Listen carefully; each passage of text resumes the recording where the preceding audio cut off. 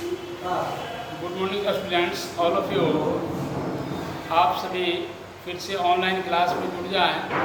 आज हिंदी व्याकरण में पार्ट 5 सर्वनाम का फिर से पुनरावृत्ति कार्य करेंगे। सभी ध्यान से इसको समझेंगे और लिखेंगे। तो आइए सर्वनाम के बारे में समझते हैं। सबसे पहले सर्वनाम के बारे में 2 मिनट।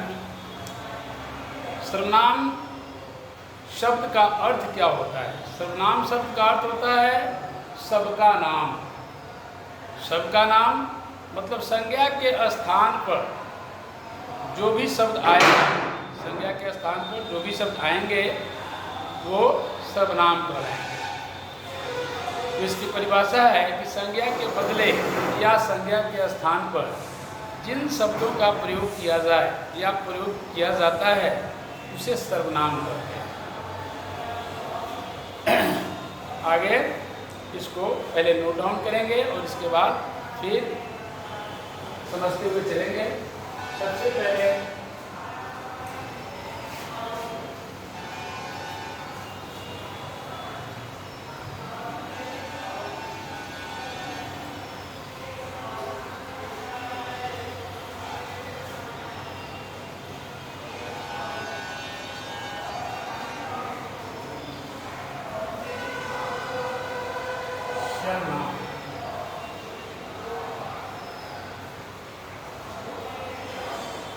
की परिभाषा।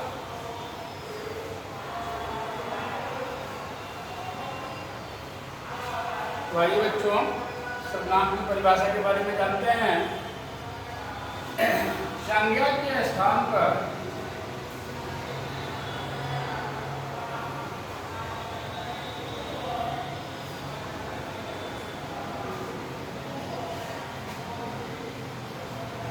या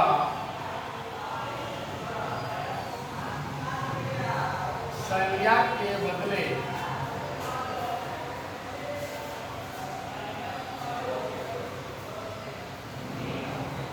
जिन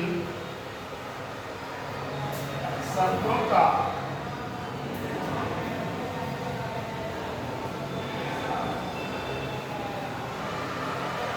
प्रयोग किया जाता है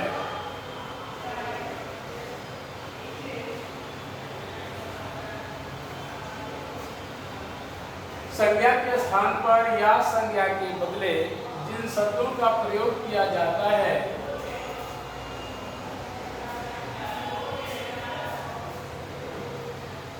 उसे सर्वनाम कहते हैं।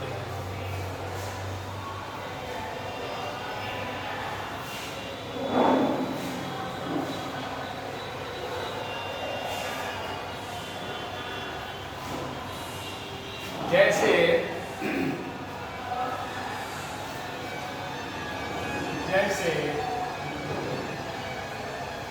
मैं, हम,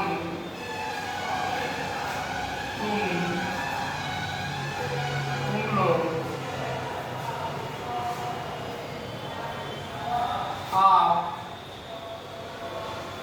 आप लोग,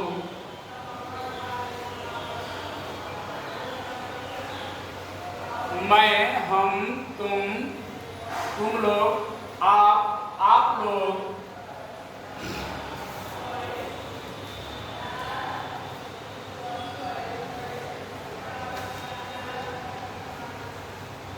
यह वह जो, सो, कोई, कौन, क्या इत्यादि। अब देखिए, जैसे ही आप संज्ञा पढ़े होंगे तो संज्ञा की परिभाषा है कि किसी व्यक्ति, वस्तु, स्थान या भाव के नाम को या भाव इत्यादि के नाम को संज्ञा कहते हैं। जैसे उसमें रहता है राम, श्याम, जैसे में राम, श्याम, पटना, आगरा, दिल्ली, संज्ञा के क्या हैं, उदाहरण हैं, जैसे हैं। तो उसी प्रकार ये सर्वनाम की परिभाषा है। तो सर्वनाम की परिभाषा में है संज्ञा के स्थान पर या संज्ञा के बदले जिन शब्दों का प्रयोग किया जाता है उसे सर्वनाम कहते हैं। तो वही संज्ञा का अभी जो आपको उदाहरण बताए हैं, जैसे बताए हैं, उसी के स्थान पर आप राम, श्याम, पटना, आगरा इत्यादि शब्दों का प्रयोग न करके वहाँ पर प्रयोग हम करेंगे वाक्य में मैं, हम, तुम लोग, आप लोग, यह, वह, जो, सो, कोई, कौन, क्या इत्यादि, ये सभी सर्वनाम शब्द हैं। इसके बाद आगे बढ़ते हैं। इनका वाक्य में हम प्रयोग किस प्रकार करते हैं। उदाहरण है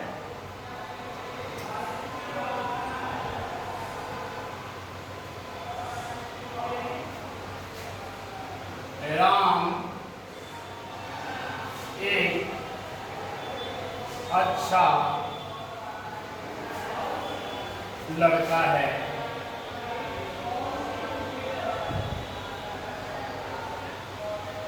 राम एक अच्छा लड़का है। सभी बच्चे नोट डाउन करते जाएंगे।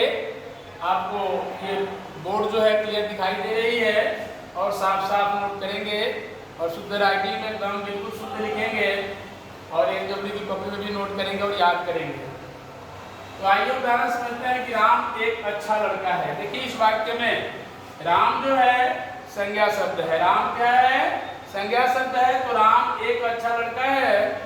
तो इसी राम के स्थान पर हमको सर्वनाम शब्द का प्रयोग करना है। तो किस प्रकार करेंगे तो देखेंगे। तो राम यहाँ पर नोट कर देंगे कि राम संज्ञा है। अब इसी के स्थान पर राम जहाँ पर है वह लिखेंगे, वह है एक अच्छा लड़का है।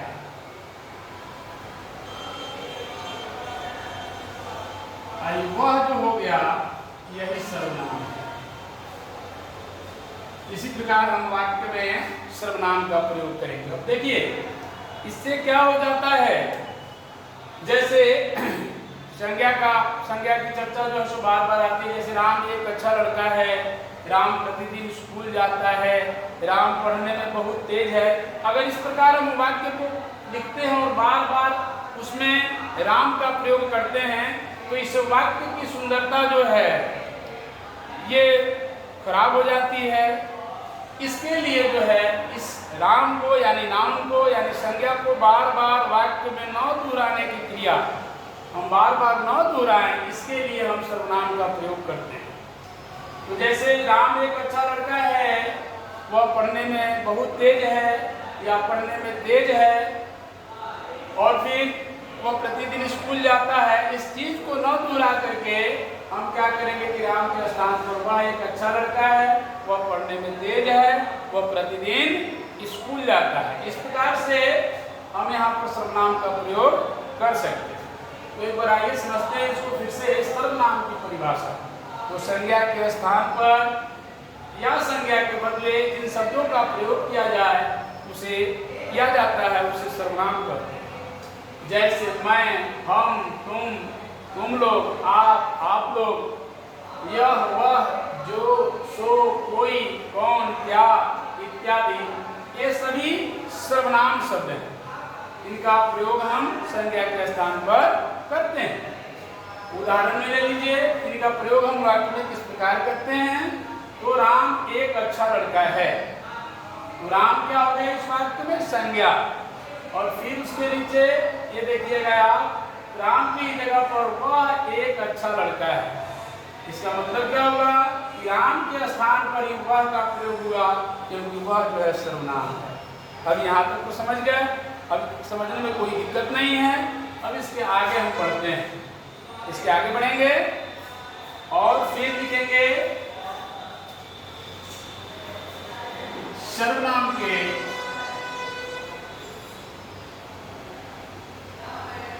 मुख्यतः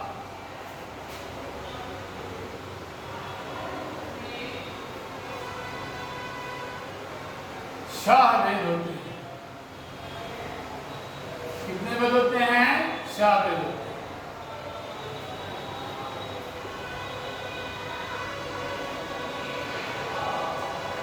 सर्वनाम के मुख्यतः 6 भेद होते हैं। तो ये ध्यान देंगे क्योंकि ये भेद का नाम जो है सो आपको याद करना पड़ेगा और ध्यान से, क्योंकि भेद के नामों में गड़बड़ी नहीं होनी चाहिए। आप जब बार बार ध्यान देंगे कि संज्ञा के जो भेद हैं वो सर्वनाम में ना आ जाए, फिर सर्वनाम के जो भेद हैं वो संज्ञा में नहीं हो जाए। ये आपको एकदम क्लियर करके चलना पड़ेगा। इसलिए पहला भेद है पुरुषवाचक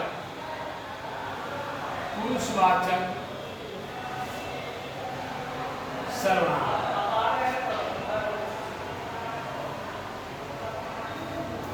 दूसरा है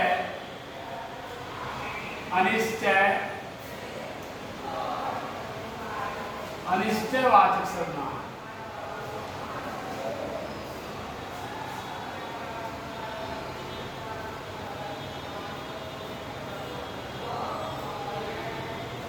तीसरा है निश्चयवाचक।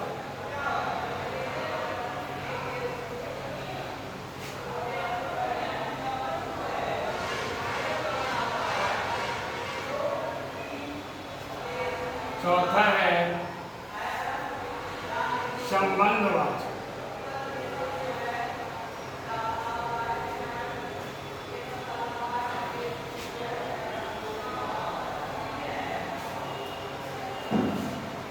पांचवा है निजवाचक।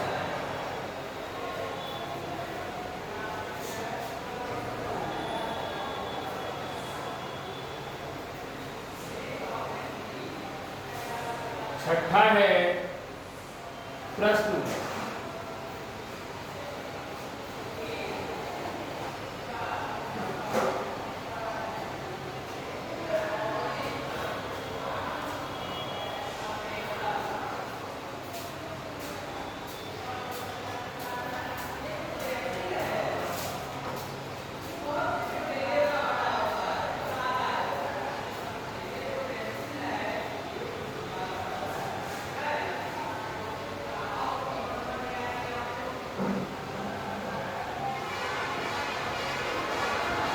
देखिए बच्चों, अभी आपको अब ये सर्वनाम की परिभाषा जैसे और उसके उदाहरण द्वारा आपको बता दिया गया, समझा दिया गया, समझ गए आप। उसके आगे बढ़ते हैं। सर्वनाम के मुख्यतः 6 भेद होते हैं। जैसे पहला है पुरुषवाचक। क्या है? पुरुषवाचक। इसमें आपको ये पुरुषवाचक के विषय में पढ़ना है, पुरुषवाचक सर्वनाम के विषय में। दूसरा है अनिश्चयवाचक, जिसका कोई निश्चय नहीं हो, इसे अनिश्चयवाचक कहते हैं। तीसरा हो गया निश्चयवाचक, जिसका निश्चय हो, जिसका निश्चय हो।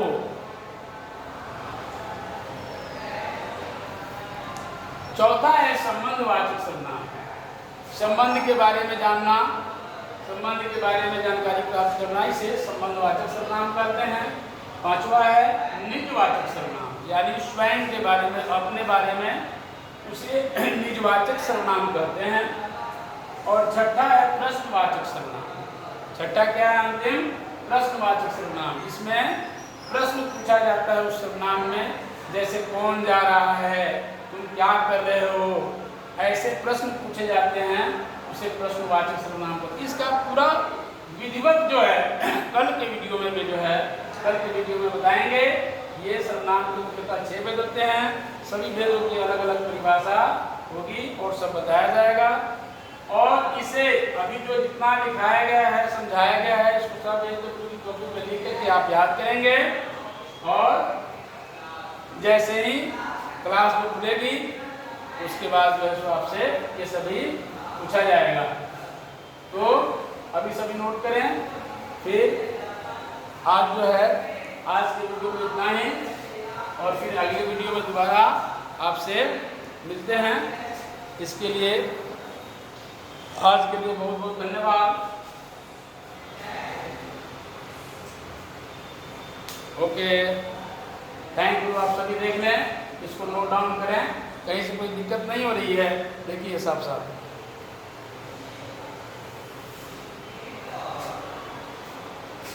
ठीक है बच्चों। बहुत बहुत धन्यवाद।